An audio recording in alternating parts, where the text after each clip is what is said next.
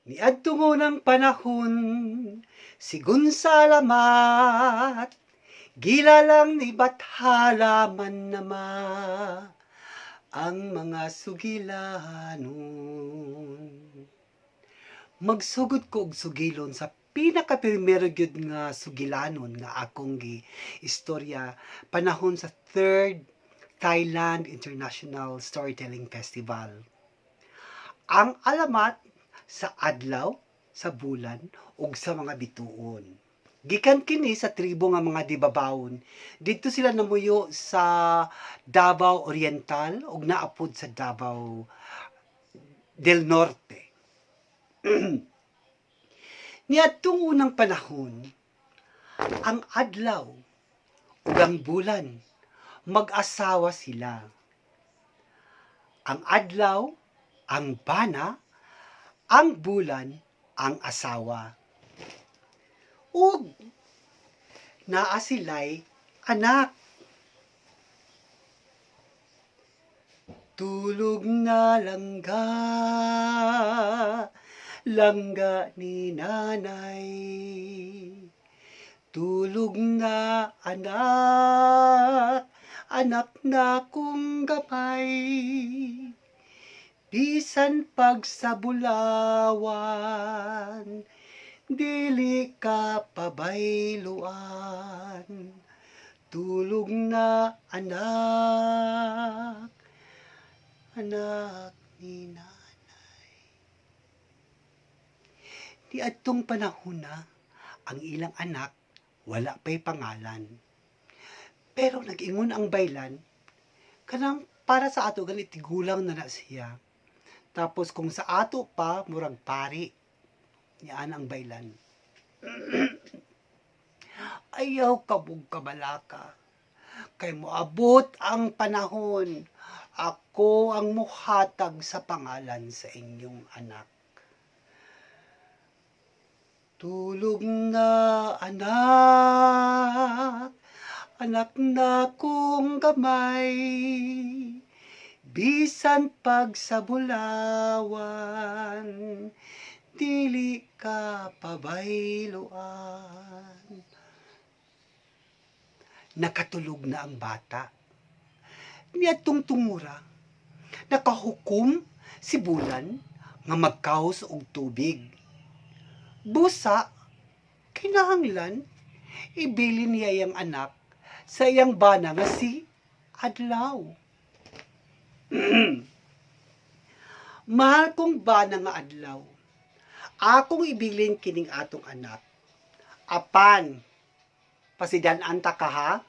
Kinahanglan dili nimo tan-awon o dili nimo tutukan ang atong anak. Unsa kay may tabo ko iyang tutukan o tan-awon ang ilang anak. Busa, miadto na dayon si Bulan kay para magkaos og tubig.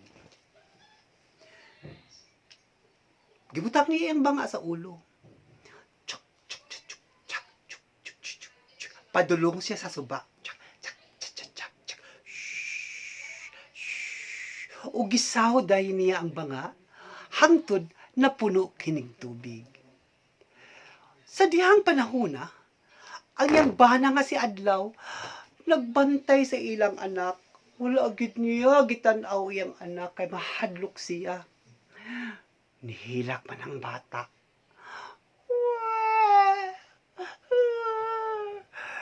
Iyang gikantahan. Tulog na langga, langga ni nanay na. Nisamot pa mahinog hilak ang bata. Og kalit pagid mitindog. Agoy, nahadlok man si Haring Adlaw. Nga basig mahulog gikan sa langit, padulong sa yuta ang iyang anak. Busa, nakalingi siya. Ug iya kining gitutukan, mao gyud ang panahon nga mao'y pag-abot ni Bulan. Ug iya katong nakita. Kiingnan ta ka nga ayaw tan-awa ang atong anak. Di siya kasabot sa iyang ibatik kung masuko ba siya, mag-uol.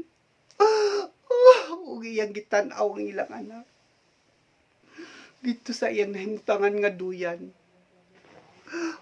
Kabalo mo unsay nahitabo sa bata? Nahilis ug iya kining hakop ug iya dahing gipasabwag didto sa kalangitan. Ug didto dayon mitunga ang daghan kaayong mga bituon sama ani.